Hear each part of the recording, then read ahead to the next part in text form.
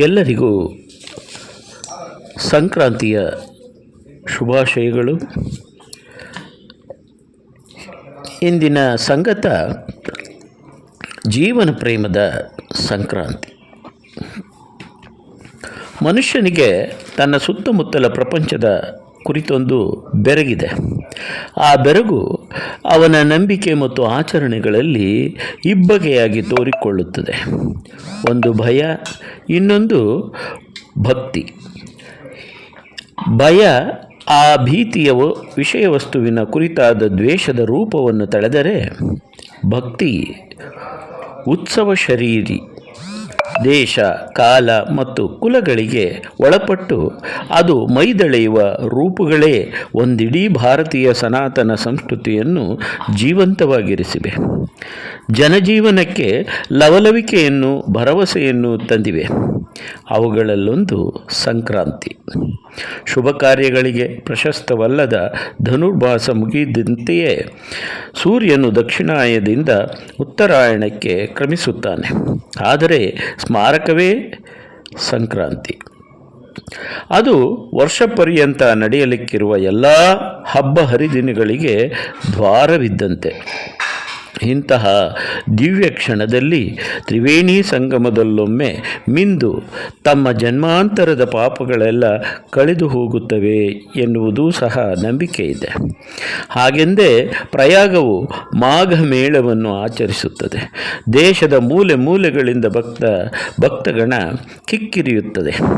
ಅವರೆಲ್ಲರ ಭಕ್ತಿ ಉತ್ಸಾಹಗಳೇ ಶಬ್ದ ರೂಪ ತಾಳಿದಂತಿರುವ ಹರಹರ ಮಹಾದೇವ ಎಂಬ ಉದ್ಗಾರ, ಹಾಡು, ಕುಣಿತ ಇವೆಲ್ಲ ಒಂದಿಡೀ ವರ್ಷವನ್ನು ಹೊಸರು ಉರುಪು ಮತ್ತು ಭರವಸೆಗಳಿಂದ ಬದುಕಲು ಬೇಕಾದ ಸರಕನ್ನು ಒದಗಿಸುತ್ತವೆ. ಆ ಅರ್ಥದಲ್ಲಿ ಉತ್ತರಾಯಣ ಪುಣ್ಯಕಾಲವು ಸ್ವರ್ಗಕ್ಕೆ ದ್ವಾರವೇ ಸರಿ. ಭಾರತವು ವೃತ್ತಿಯಲ್ಲಿ ಕೃಷಿ ಪ್ರಧಾನ, ಪ್ರವೃತ್ತಿಯಲ್ಲಿ ಭಕ್ತಿ ಪ್ರಧಾನ. ಅವೆರಡನ್ನೂ ಬೆಸೆಯುವ ವೃತ್ತಿಯನ್ನು ಭಗವದ್ದರ್ಪಣ ಮನೋಭಾವದಿಂದ ಕೃತಜ್ಞತಾಪೂರ್ವಕವಾಗಿ ಮಾಡುವ ಸಂಸ್ಕಾರವೇ ಹಬ್ಬ. ವರ್ಷಪೂರ್ತಿ ಕೃಷಿಗೆ ಅನುಕೂಲಕರನಾಗಿ ಸಮೃದ್ಧಿಯನ್ನು ನೀಡುವವನು ಸೂರ್ಯದೇವನಷ್ಟೇ. ಹಾಗೆಂದಷ್ಟೇ ಕಟಾವು ಮಾಡಿದ ಪೈರನ್ನು ಸಂಸ್ಕರಿಸಿ ಸಂಪಾದಿಸಿದ ಅಕ್ಕಿಯಿಂದ ತಯಾರಿಸಿದ ಪೊಂಗಲನ್ನು ಅವನಿಗೆ ಸಮರ್ಪಿಸಲಾಗುತ್ತದೆ. ವಿಶಾಲವಾದ ಅಂಗಣಗಳೇ ಭಾರತೀಯ ಮನೆಗಳ ಆಕರ್ಷಣೆಯ ಕೇಂದ್ರ. ಅಲ್ಲಿ ಕಿರಣಗಳು ಸೊಂಪಾಗಿ ಬೀಳುವ ಪ್ರದೇಶದಲ್ಲಿ ಸೂರ್ಯನನ್ನು ಆತನ ಇಬ್ಬರು ಪತ್ನಿಯರಾದ ಸಂಜ್ಞಾ ಮತ್ತು ಛಾಯರ ಸಂಗಡ ಅಕ್ಕಿತರೆಯಿಂದ ಚಿತ್ರಿಸಿ ಅರ್ಚಿಸಲಾಗುತ್ತದೆ. ಮೋಡಗಳನ್ನು ಹೊತ್ತು ತಂದ ಮಳೆ ಮತ್ತು ಬೆಳೆಗೆ ಕಾರಣರಾಗುವ ವಾಯುವು, ಮಳೆಗೆ ಅಧಿಪತಿಯಾದ ಇಂದ್ರನು, ಗೃಹದೇವತೆಗಳು ಮತ್ತು ವಾಸ್ತುದೇವತೆಯೂ ಪೂಜೆಗೊಳ್ಳುತ್ತಾರೆ. ಭಾರತದಲ್ಲಿ ದೇಶಾಚಾರ ಮತ್ತು ಕಾಲಾಚಾರ ಎನ್ನುವುದಾಗಿ ಸಂಪ್ರದಾಯಗಳ ವಿಂಗಡಣೆ ಇದೆ. ಅದು ಮನುಷ್ಯನಲ್ಲಿ ಅನುಗಾಲವು ತಿಳಿದೋ ತಿಳಿಯದೆಯೋ ಪುಟಿದೇಳುವ ಪ್ರತ್ಯೇಕತೆಯ ತುಡಿತಕ್ಕೆ ಒಂದು ಸಾಂಸ್ಕೃತಿಕ ಚೌಕಟ್ಟಿನ ಒಳಗೆಯೇ ಅವಕಾಶಗಳನ್ನು ನೀಡುವ ತಂತ್ರ. ಆ ಮೂಲಕ ಆ ವೈವಿಧ್ಯಗಳನ್ನೆಲ್ಲ ಪೋಣಿಸಿ ಮಾಲೆಗಟ್ಟುವ ಕಲೆ. ಅದಕ್ಕೆ ಸಂಕ್ರಾಂತಿಯೂ ಹೊರತಾಗಿಲ್ಲ. ಭಾರತದ ಬೇರೆ ಬೇರೆ ರಾಜ್ಯಗಳಲ್ಲಿ ಸುಗ್ಗಿ, ಕಿಚಡಿ, ಪೊಂಗಲ್ ಇತ್ಯಾದಿ ರೂಪಗಳನ್ನು ತಳೆಯುವ ಸಂಕ್ರಾಂತಿಯು ವಿದೇಶಗಳಲ್ಲಿ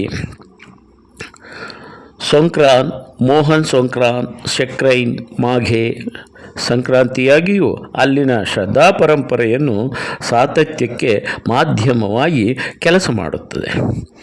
ವಿಶೇಷವೆಂದರೆ ಶೌರ್ಯ ಬಲಿ ದಾನಗಳಿಗೆ ಹೆಸರಾದ ಪಂಜಾಬಿ ಸಿಖ್ಖರಲ್ಲಿ ಸಂಕ್ರಾಂತಿಯ ದಿನ ಮಾಘಿ ಮೇಳವಾಗಿ ಮುಕ್ತಸರ ಕದನದಲ್ಲಿ ಹುತಾತ್ಮರಾದ 40 ಮಂದಿ ಯೋಧರನ್ನು ನೆನೆಯುವ ದಿನವಾಗಿ ಮಾರ್ಪಟ್ಟಿದೆ.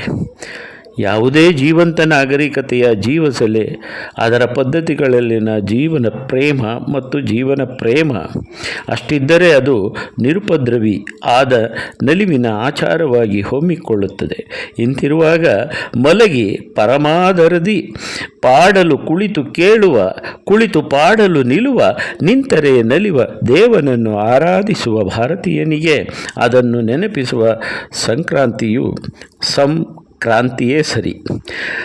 ಅಂತಹ ದೇವನು ಇಂತಹ ಹಬ್ಬವು ಇರದಿದ್ದರೆ ನಮ್ಮ ಜನಜೀವನವು ನೀರಸವಾಗಿ ಬಿಡುತ್ತಿತ್ತು. ಎಳ್ಳು ಬೆಲ್ಲ ತಿಂದು ಒಳ್ಳೊಳ್ಳೆ ಮಾತನಾಡೋಣ, ಒಳ್ಳೊಳ್ಳೆ ವಿಷಯಗಳನ್ನು ಚರ್ಚಿಸೋಣ, ಒಳ್ಳೆಯದನ್ನು ಯೋಚಿಸೋಣ ಎನ್ನುವುದು ಇಂದಿನ ಸಂಗತದ ಮುಖ್ಯ ವಿಶೇಷ ವಿಷಯ. ಕೇಳಿಸಿ ಸಮಾನ ಮನಸ್ಕರಿಗೆ ಇದನ್ನು ಕಳಿಸಿ. ನಮಸ್ತೆ, ನಾನು ನಿಮ್ಮ ಶ್ರೀಕಂಠೇಶ್, ಪರಿಸರ ಪ್ರಿಯ, ಮೈಸೂರು. ಕೇಳಿದ್ದಕ್ಕೆ ಧನ್ಯವಾದಗಳು. ಲೈಕ್ ಮಾಡಿ, ಸಬ್ಸ್ಕ್ರೈಬ್ ಆಗಿ, ಶೇರ್ ಮಾಡಿ. ಧನ್ಯವಾದಗಳು.